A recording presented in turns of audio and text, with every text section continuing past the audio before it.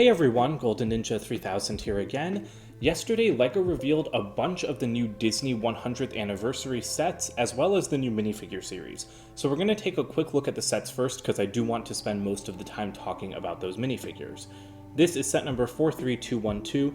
It is a 4+ set. It's the Disney Celebration Train with 200 pieces, and I think 6 minifigures for $40. It's going to release on April 1st with the other set, which is the Up House, and then the minifigure series will come in May. So even though this is a 4+ set, I surprisingly will be getting this because there's just a lot of good stuff here. These prints look really nice. All of the minifigures are, of course, great. This is the first set to ever have Peter Pan, because he was just in the first CMF series.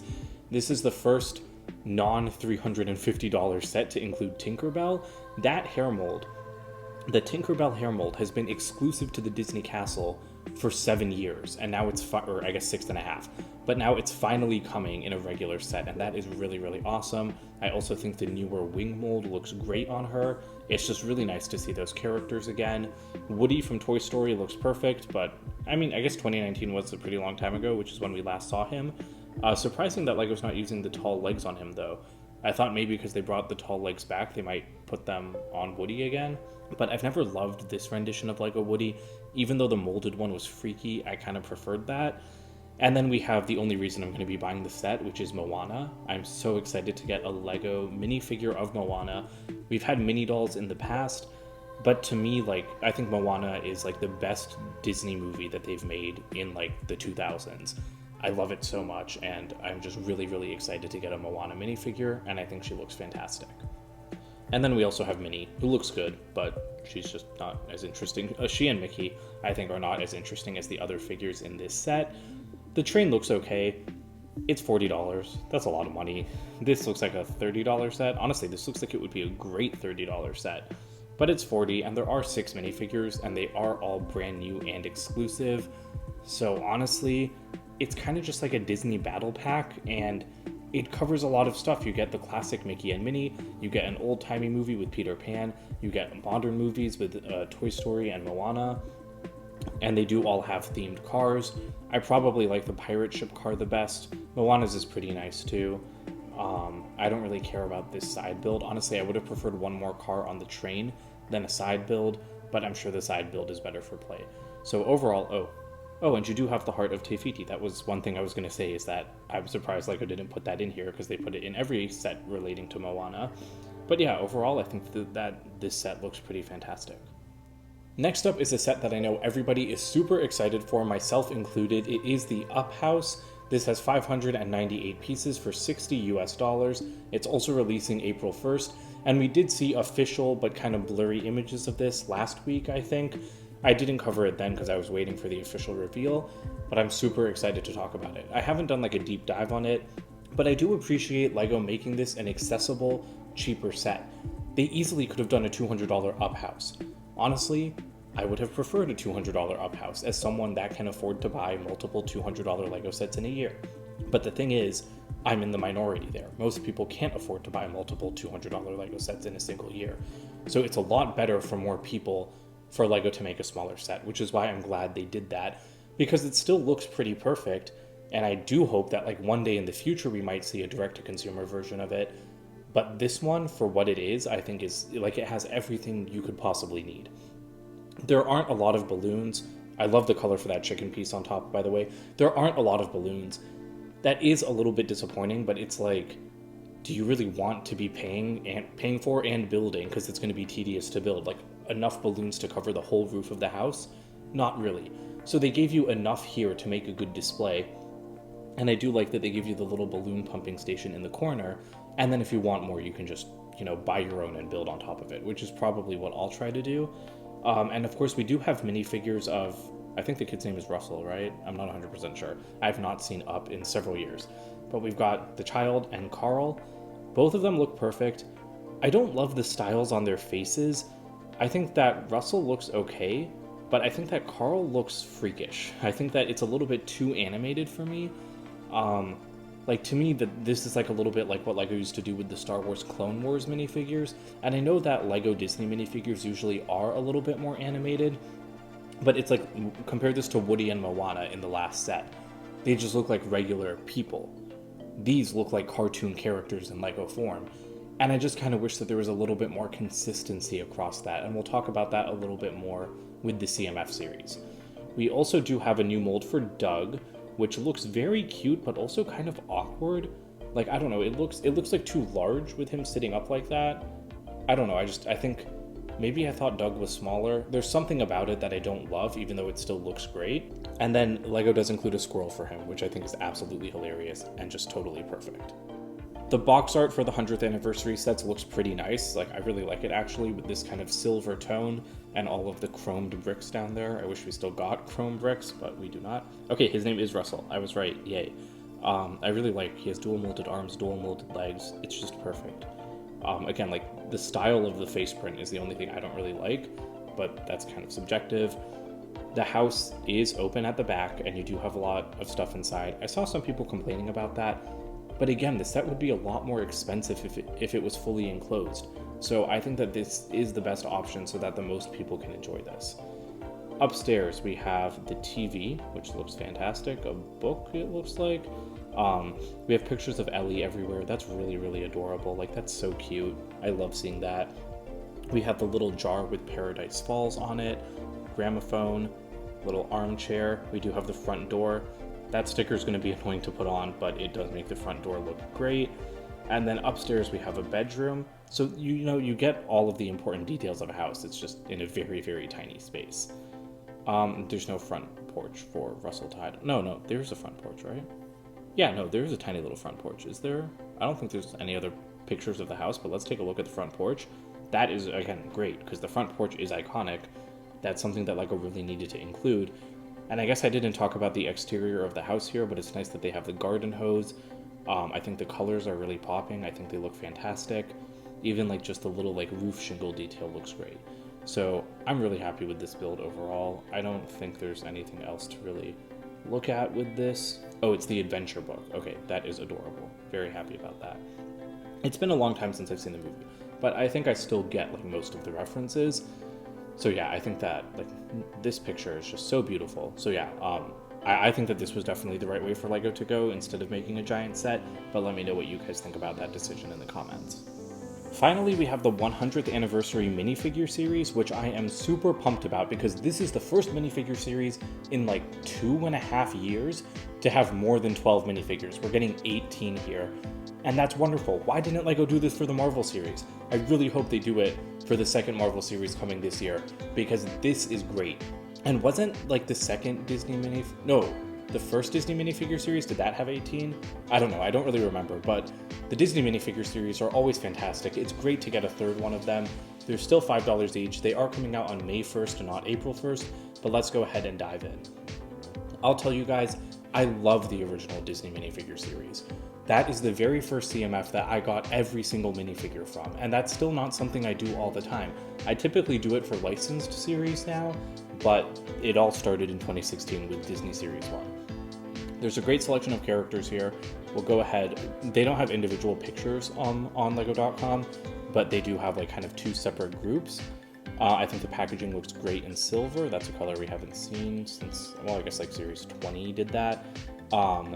They do get specially printed base plates or minifigure display plates. That's also something that we have not seen in years. I can't remember the last time Lego did that. It might have been for the Batman series, the Batman movie series. But yeah, it's fantastic to see that. And there's such a great selection of characters here. So let's go ahead and start looking at these separate images. Okay, so we're gonna start off with the two that I don't care about. Robin Hood, and I think that's like Prince Robert or something like that. I don't care about them. I don't think I ever watched the original Robin Hood movie. I don't love the head molds. Like, they look fine. I don't really like the style. And because I don't like the movie, I don't feel any kind of attachment to these minifigures. So to me, they're not exactly wasted slots, but I would not have minded seeing literally any other characters. We do have a 4-armed Stitch in here. He looks great. I love Stitch so much, and that 4-arm mold hasn't been used since the solo sets in like 2018. And he's actually the first character besides Mickey to be repeated in a CMF series. So that's very interesting. But I love Stitch, I think he's adorable, and I think that minifigure is absolutely beautiful. Then we've got Pocahontas. That's a character a lot of people have been wondering when we were going to see her, and it's great to get more Disney princesses. There's a bunch in this series that I'm very excited about. You can't see all of their accessories here, but she does come with a couple of like autumnal leaves to make it look like they're blowing in the wind, because that's how her hair is shaped. And I love new hair molds. That's like probably my favorite part of CMF series. And I think that her hair mold looks fantastic. It's so good. We get Mulan as well. I believe she's just using the mini doll hair mold, but this is our very first Mulan minifigure instead of mini doll, just like Moana. She looks fantastic. We're getting Baymax, which is a little bit interesting to me that he's a minifigure because he's so much larger than other characters in Big Hero 6. I did finally watch Big Hero 6 for the first time like last year, and I think that this figure looks pretty great. He does have these insane new arm molds, so I'm really excited to see what they're like. He can't turn his hands at the wrist, but they just look interesting. I'm just kind of surprised he wasn't done as a big fig or something like that.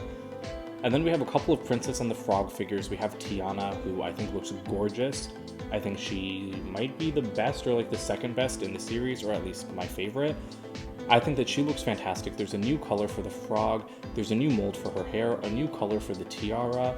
The printing is outstanding. She has dual molded arms, and something else that I really appreciate is that she has dark skin, because the Funko Pops for Princess and the Frog were revealed a couple of weeks ago, and Tiana was like, or not Tiana, it was like Naveen that was too light skinned, but that's something that like toys often mess up, and it's something that Lego has messed up on in the opposite direction, with characters like Cho Chang and Harry Potter having skin that's too dark instead of, you know, what it actually looks like. And so I think it's really great that Lego does have a dark skinned Tiana, and they haven't gone with like the lighter brown color for her. I also think that this printed accessory for her is fantastic. Then we have Dr. Facilier, and I have to be honest here, I have not seen Princess and the Frog since like 2010. I think I saw it once, and I haven't rewatched it, but I know so many people love it, so I really do need to rewatch it. I don't really remember anything about Dr. Facilier, but I think that this figure does look pretty accurate to his design in the movie, and I really like that new top hat mold. I think that it looks great. And then we have two Coco minifigures, and I really liked Coco. I didn't watch it in theaters, but I did watch it when I got my wisdom teeth out, and I was like completely out of it, but I really, really loved it. So we have Ernesto de la Cruz, and we have Miguel and his dog Dante. That print is fantastic for Dante. That is so freaking hilarious. I love that so much. Sorry, I tried to zoom in and it's not loading. But that, like, the tongue sticking out is just great. And it is still the classic Lego dog mold, but it definitely works in this instance. I think Miguel looks fantastic. The one thing I'm worried about is that they're printing this white skull face on a black minifigure head, and Lego's been really, really bad about print quality in that regard. So I really hope that this is good and that it doesn't look like crap. And then we have Ernesto. Like, I think Ernesto looks fantastic. We have printing on the sides of his arms, sides of his legs, new hair hat mold combo. It looks so good. And I think this is even a new guitar mold, which looks very similar to the existing Lego one and looks perfect. So I'm really, really happy with the two Coco figures.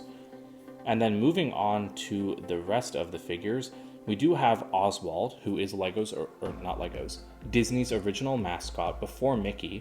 So that's cool. I don't care about him. I will be getting this whole series, even though there's about like 4 or 5 minifigures I don't really like. Or, not that I don't like them, they're just not really up my alley. Oswald is one of them, unfortunately. It's great to see him represented here, you know, to get the original Disney like character, but I didn't even know he existed until the Brickhead set came out, so yeah, I don't think he's that popular. We've got the Evil Queen from Snow White. She's one of the only villains in this series. She looks fantastic as well. Again, I really hope that she has good print quality on her face, but that new crown mold looks fantastic, and you can even see in the 360-degree video, she actually comes with the mirror, and that is just a really nice print. And you can also see Pocahontas's leaves here as well. So that's all very cool. Then we have Jiminy Cricket and Pinocchio. I don't get this. Isn't Jiminy Cricket like cricket sized? Oh, he's using the same hat as Dr. Facilier, but like, he's not human sized, right? He's literally the size of a cricket.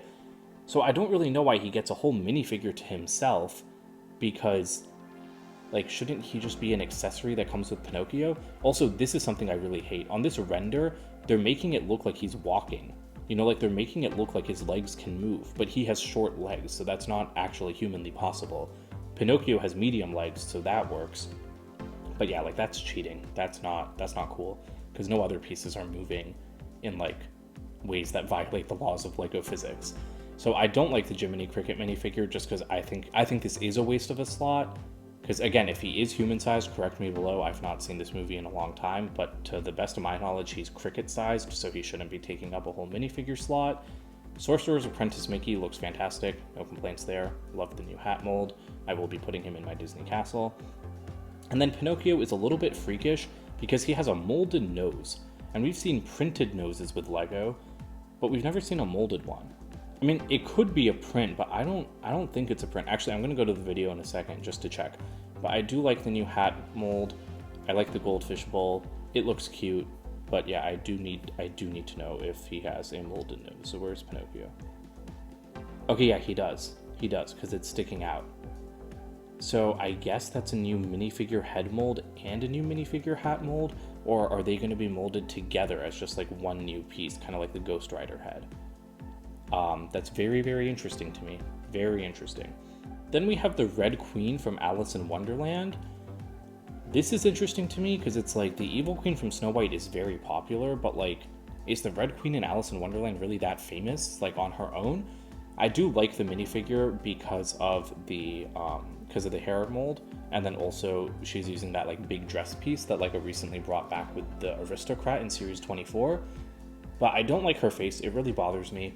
And again, I don't know why some of these figures look so cartoony. Like, look, the Evil Queen doesn't look that cartoony. So why does like the Red Queen look like that? Or even comparing her to Aurora, who is one of my favorites in the series. Like, I think she and Tiana are tied for my favorites. She looks fantastic. I love the printing on her dress. I love her face print. I love the new hair mold. I think that new hair mold is just fantastic. I really hope Lego reuses it. And she comes with an owl, which is cute, but she doesn't look so cartoony. So yeah, I just wish that there was a little bit more consistency. And then finally, our last minifigure is Cruella de Vil, who looks wonderful. She and the Evil Queen did leak a few days ago on Instagram, and I was really worried that she was going to be that highlighter yellow color. I forgot what Lego calls it. It's like neon yellow or something like that. I hate that color so much, so I'm very glad to see that she's in cool yellow instead, which is a Lego color I do really like. The new hair mold for her looks fantastic. I love the earrings, love the face print. That is so Cruella. It's so perfect. This piece that she's holding is supposed to be her little handbag. Doesn't completely work, but I mean, I like that Lego tried to include it at least. And yeah, I think that this minifigure looks outstanding. And she does come with a little Dalmatian puppy. I don't like the implications of that, but it's really, really great to get a Lego Dalmatian using that Chihuahua mold. So that is fantastic. So overall, a pretty solid series. As I said, there's only like 5 minifigures that I don't really like. So my least favorites are definitely Oswald, the 2 Robin Hood figures, the Red Queen, and then Jiminy Cricket. Yeah, those are my least favorites. But, I mean, I still like the Red Queen, just because, I mean, I also do like Alice in Wonderland, so yeah. This series looks fantastic. Those sets look fantastic. I'm very excited to get all of these. Let me know you guys' thoughts in the comments below. Don't forget to like and subscribe as well, and I'll see you guys with more videos soon. Bye for now.